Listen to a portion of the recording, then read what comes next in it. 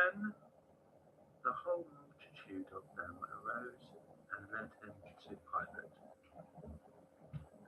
and they began to accuse him, saying, "We found this fellow perverting the nation and forbidding to pay taxes to Caesar, saying that he himself is Christ, a king."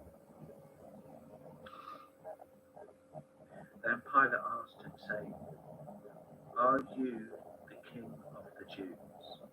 He answered him and said, "It is as you say." So Pilate said to the chief priests and the crowd, "I find no fault in this man." But they were the more fierce, saying, "He stirs up the people, teaching throughout all Judea, beginning from Galilee to this place." When Pilate heard of Galilee, he asked if the man was a Galilean. And as soon as he knew that he belonged to Herodias' just jurisdiction, he said to him, to Herod, who was also in Jerusalem at that time. Now when Herod saw Jesus, he was extremely glad, for he had desired for a long time to see him, because he had heard many things about him, and he hoped to see some miracle done by him. Then he questioned him with many words, but he answered him nothing. And the chief priests and the scribes stood and vehemently accused him. And Herod, with his men of war, threatened him with contempt and mocked him,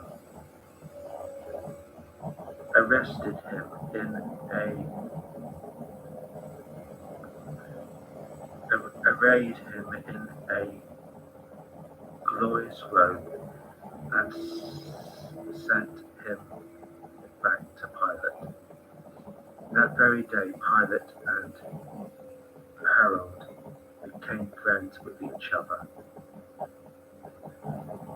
for previously they had been at enemies with each other.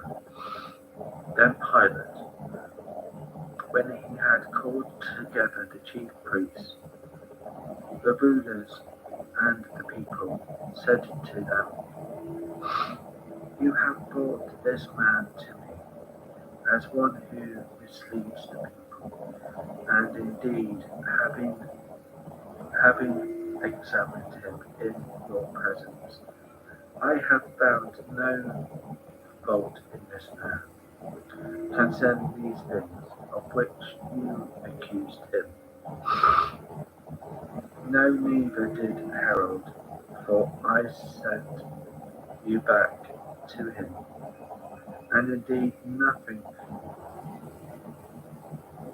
deserves of death has been done to him by him. I will therefore chastise him and release him, for it was necessary for him to release one of them at the feast." And they all cried out at once, saying, "Away with this man, and release to us Barabbas," who had been thrown into prison for a certain rebellion made in the city, and for murder. Pilate, therefore, wishing to release Jesus again, called out to them, but they shouted, saying, Crucify him, crucify him. Then he said to them the third time, Why, what evil has he done? I have found no reason for death in him. I will therefore chastise him and let him go. And none of the chief priests prevailed. So Pilate gave sentence that it should be as they requested, and he released to them the one they requested, who for rebellion and murder had been thrown into prison. But he delivered Jesus into their will. Now, as they led him away, they laid hold of a certain man, Simon a Cyrene, who was coming from the country, and on him they laid the cross that might bear it after Jesus. And a great multitude of the people followed him, and women who also mourned and lamented him.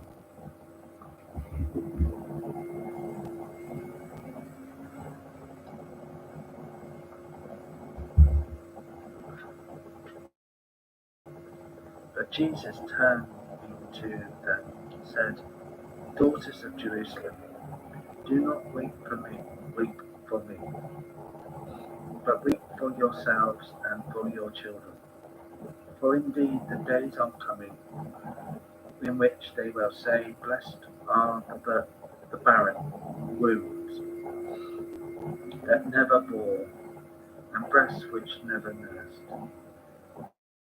Then they will begin to say, To the mountains fall on us, and to the hills cover us.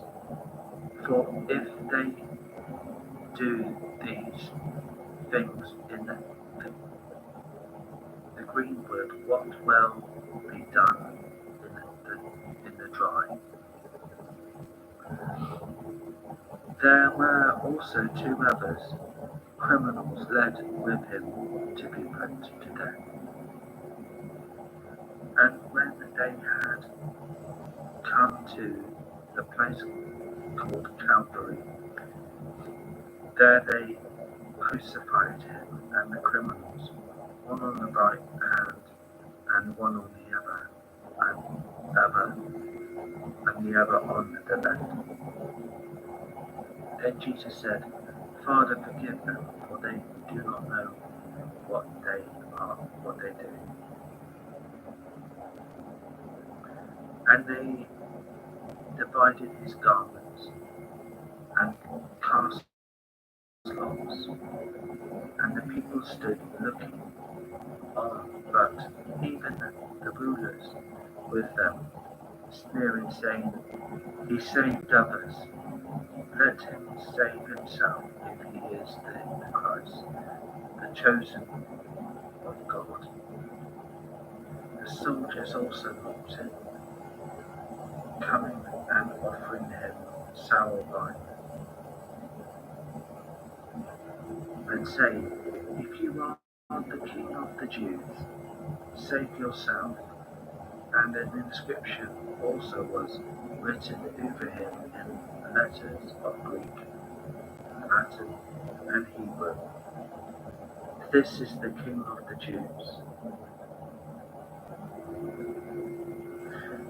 But then one of the criminals who was hanged blasphemed him, saying, If you are the Christ, save yourself and us. But the other answering rebuked him, saying, Do you not even fear God, seeing you are under the same condemnation? and we indeed justly, for we receive the due reward of our deeds. But this man has done nothing wrong. Then he said to Jesus, Lord, remember me when you come into your kingdom. And Jesus said to him, Surely I say to you, today you will be with me in paradise. But now it was about the sixth hour, and there was darkness over the earth until the ninth hour. Then the sun was darkened, and the veil of the temple was torn in two. And when Jesus had cried out with a loud voice, he said, Father, unto your hands I commit my spirit. Having said this, he breathed his last. So when the centurion saw what had happened, he glorified God, saying, Certainly this was a righteous man. And the whole crowd who came together to the sight, seeing what had been done, beat their breasts and returned. But all his companions and the women who followed him from Galilee stood at a distance, watching these things. Now behold, there was a man named Joseph, a council member, a good and just man, and he had not consented to their decision. Indeed, he was from Arimathea, a city of the Jews, who himself was also waiting for the kingdom of God. This man went to Pilate and asked for the body of Jesus. Then he took it down, wrapped it in linen, and laid it in a tomb that was hewed out of the rock, where no one had ever lain before. That day was the Pentecration, and the Sabbath drew near. And the women who had come with him from Galilee followed after, and they observed the tomb, and how his body was laid.